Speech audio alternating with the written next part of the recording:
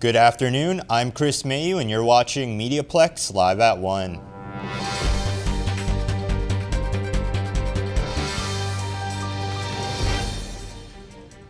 Mayor Drew Dilkins, along with the new City Council, will make final deliberations based on this year's budget. One of the key points being reviewed will be the status of 80 Knox. If the budget proposal goes through, Windsor's minor hockey league may have to find a new home. That proposal is really meant to take out the ice at 80 Knox. The facility would still remain open. Instead of having an ice pad, it would be used for roller skating, for lacrosse, and those sorts of things. The overall operating budget is close to $700 million. Windsor's Waterworld also made its way back up for discussion. Waterworld was expected to be closed as part of the business case for the new Family Aquatic Center, and that certainly is a recommendation within the budget. Starting a business in a small town is hard, but maintaining one for nearly 100 years is even harder. For one small women's clothing store in Leamington, the ending of their long-running business is a hard reality to face. Reporter Matt Recker is in the studio with us. Matt, I know you're originally from Leamington.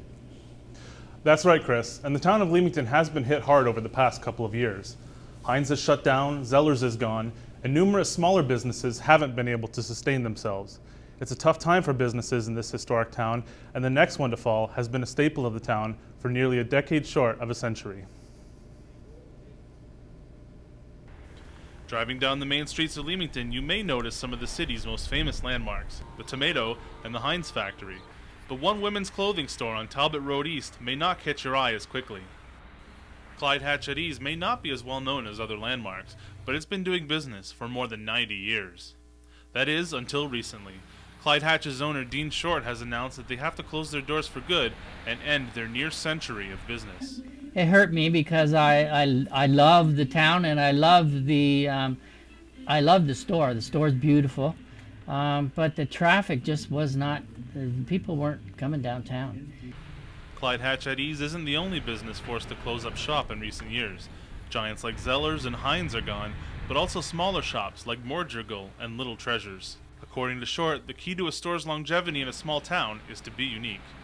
You have to be different than other people. You can't just bring in something that, like Clyde Hatch is different. It's an upper end store, so anybody that wanted nicer merchandise would go to Clyde Hatch. Clyde Hatch opened on Talbot Street, seen here in 1920. The First World War had just ended, William Mackenzie King was Prime Minister, and gasoline cost 30 cents a gallon.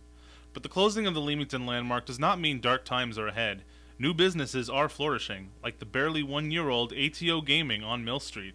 The shop's owner, Chris Smith, says Clyde Hatch's closing does worry him, but only slightly. It does and it doesn't. They've been here for 90 years. You don't know if they've been, it's time for retirement or anything like that. It can also worry a little bit because the economy, you don't know how much it's going to rebound back. This is the second card shop Smith has opened in the last 8 years, and he has his own advice for those looking to open a new business.